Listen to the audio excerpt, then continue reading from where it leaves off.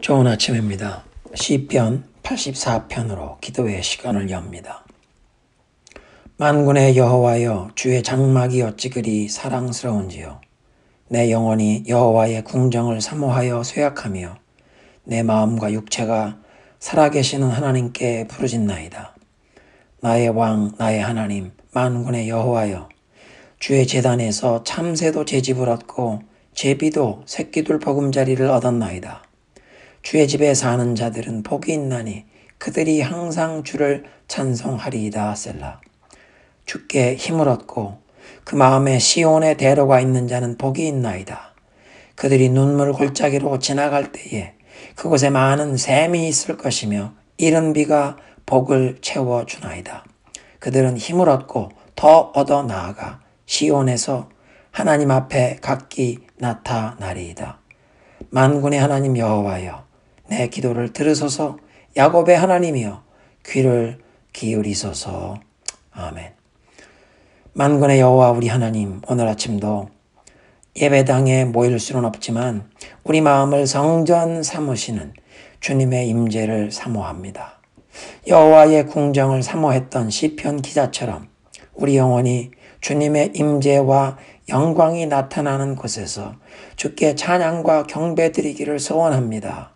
오늘 아침도 시온의 대로를 마음에 품은 주의 백성들이 온라인으로 함께 우리의 눈을 주님께로 향하며 이 아침 제단을 쌓으며 나아가오니 하나님이여, 하늘문을 열어 주옵소서.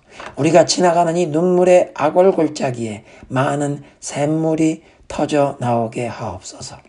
우리의 심령에, 우리 가정에, 우리 교회에, 열방 중의 모든 그리스도의 이름으로 일컬음받는 공동체와 교회 가운데 영적인 각성을 허락하여 주옵소서. 특별히 라마단 기간 동안 이슬람권에서 사역하시는 우리 선교사님들과 현지 핍박받는 교회 성도들을 보호하시고 영적으로 위축되지 않게 하옵시며, 코로나 이 비상사태로 무슬림들이 라마단 기간 동안 한 달 동안 저녁마다 함께 모여 하루에 금식을 풀면서 식사를 나누던 그 전통까지도 완전히 중단되어 버린 이 상황, 사우디아라비아의 이슬람의 최고 성지 메카가 봉쇄된 이런 상황 중에도 부활하신 예수님의 복음은 절대로 묶이거나 봉쇄될 수 없음을 선포합니다.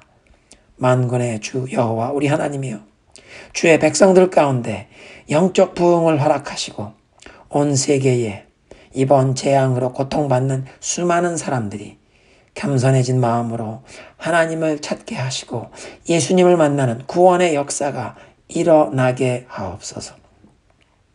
오늘 아침도 주님의 말씀을 대할 때 성령이여 우리를 깨우쳐 주옵소서. 예수님의 이름으로 기도드리옵나이다. 아멘. 오늘의 본문은 요한복음 20장 11절부터 18절입니다. 합독합니다. 마리아는 무덤 밖에 서서 울고 있더니 울면서 구부려 무덤 안을 들여다보니 흰옷 입은 두 천사가 예수의 시체 누웠던 곳에 하나는 머리편에 하나는 발편에 앉았더라. 제자들이 이르되 여자여 어찌하여 우느냐? 이르되 사람들이 내 주님을 옮겨다가 어디 두었는지 내가 알지 못함이니이다. 이 말을 하고 뒤로 돌이켜 예수께서 서 계신 것을 보았으나 예수이신 줄은 알지 못하더라. 예수께서 이르시되 여자여 어찌하여 울며 누구를 찾느냐 하시니 마리아는 그가 동산지기인 줄 알고 이르되 주여 당신이 옮겼거든 어디 두었는지 내게 이르소서. 그리하면 내가 가져가리이다.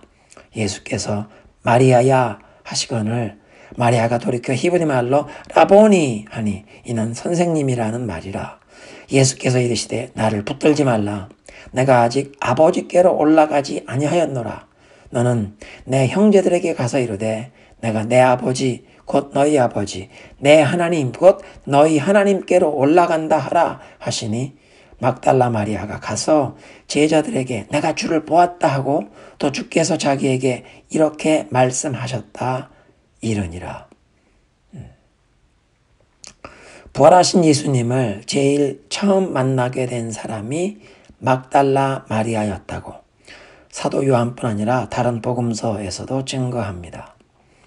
유대인의 문화와 정서상으로 그 예수님의 부활의 첫 증인으로 예수님께서 부활하셨다는 이 기쁜 소식을 사도들에게 알려주는 중요한, 동시에 이 영광스러운 역할을 여인에게 주셨다는 사실은 예수님의 생각이 세상 사람들의 생각과 다르다는 것을 보여줍니다.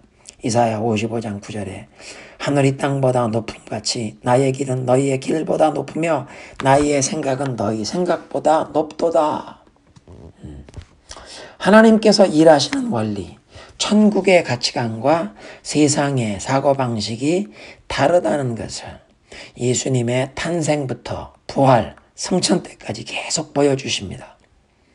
예수님의 탄생 소식을 제일 처음 전해 들은 성탄의 첫 증인들은 베들레헴 동구 밖에서 양떼를 지키던 목자들이었습니다. 천사가 나타나서 오늘 다윗의 동네에 너희를 위하여 구주가 나셨으니 그리스도 주시니라. 너희가 가서 말구유에 아기가 놓인 것을 볼 터인데 그게 증거이다. 그분이 바로 너희를 위한 구주, 메시아, 그리스도 그분이시다. 알려주었고 천군 천사들이 나타나 지극히 높은 곳에 서은 하나님께 영광이요 땅에서는 그의 기뻐하심을 입은 사람들 중에 평화로다 찬송하는 신비한 광경을 목격했습니다. 목자들이 단숨에 베들레헴 마을로 찾아가서 마구간에 말구유에 누우신 아기 예수를 보고 절하고 천사가 전해준 소식을 사람들에게 알렸습니다.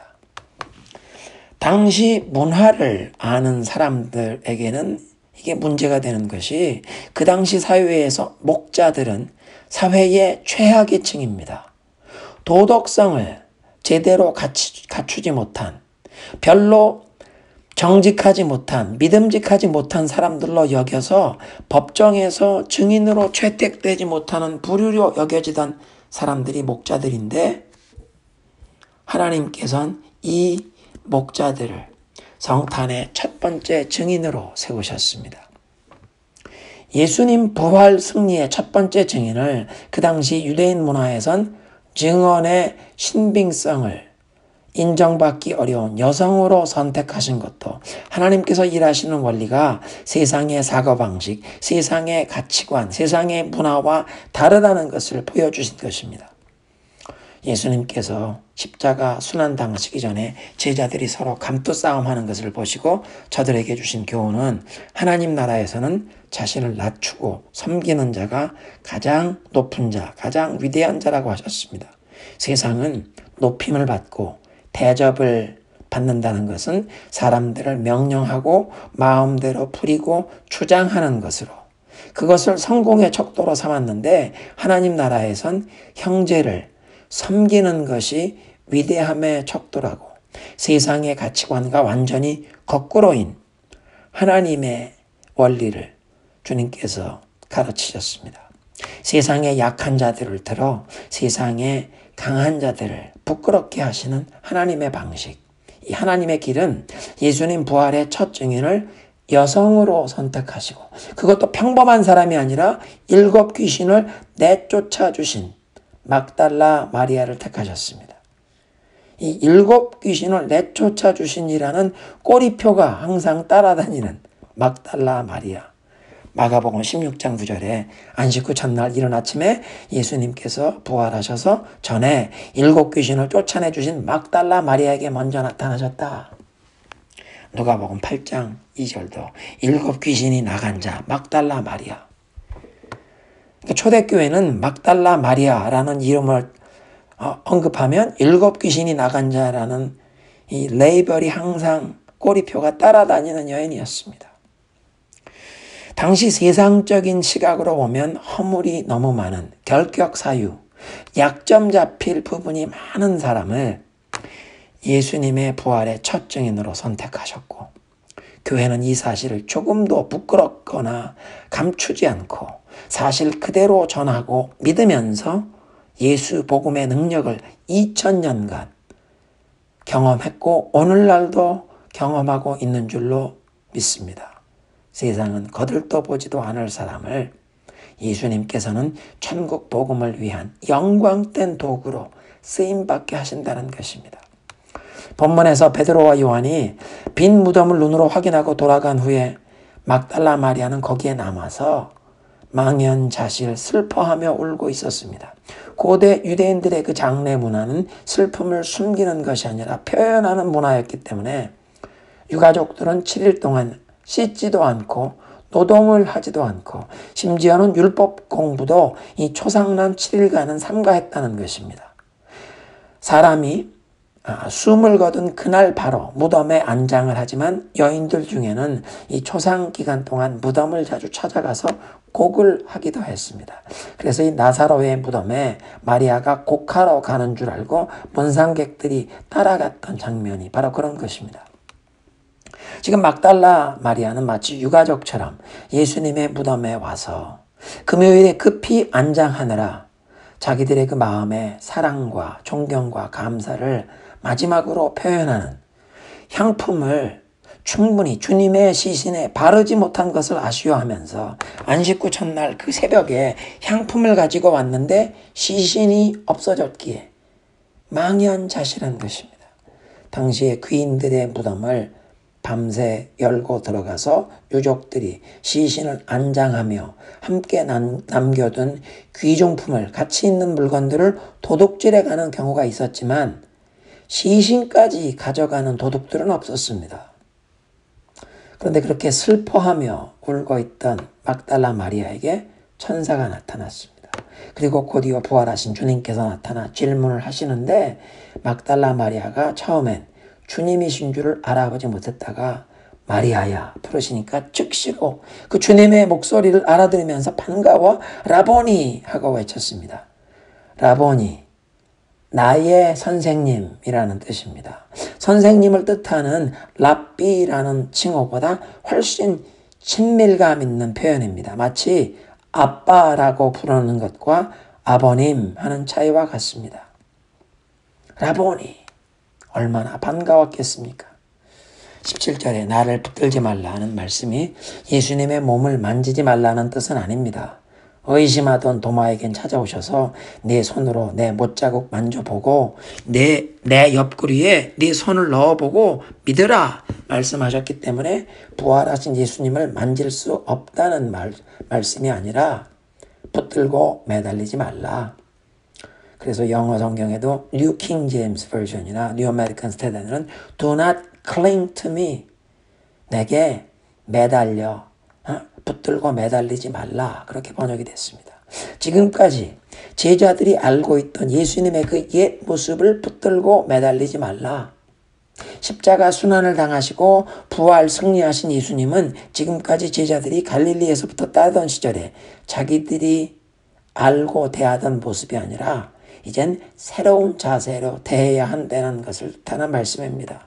그전에는 랍비여 선생님이라고 불렀어도 괜찮았을지 모르지만 십자가에 죽으실 뿐 아니라 이제 죄와 사망 권세를 깨뜨리시고 승리하신 예수님은 더 이상 랍비라고 부를 대상이 아니라 도마가 부활하신 예수님 만난 자리에서 외친 것처럼 나의 주, 나의 하나님이여 라고 불러야 하는 것입니다. 얼마 후 승천하시면 이제 하늘 보좌 우편에 좌정하실 영광의 왕이시기 때문에 지금까지 제자들이 알고 있었던 나사렛 예수님, 그 나사렛 예수님이라는 말, 나사렛에서 무슨 선한 것이 날 수 있겠느냐 사람들이 말하던 그건 시골 출신의 랍비 또는 엠마오 마을로 향하던 제자들이 말한 것처럼 말과 행함이 능하신 선지자로 여기던 그 자기들의 제한된 생각으로 이해하던 예수님의 옛 모습, 그걸 붙들고 있지 말라는 뜻입니다. 부활의 첫 열매가 되신 살아계신 하나님의 아들, 이제 하늘 보좌 우편에 영광의 자리에 좌정하실 주님. 18절에 막달라 마리아는 다시 제자들이 모여있던 곳에 달려가서 두 번째 소식을 전합니다. 내가 주를 보았다.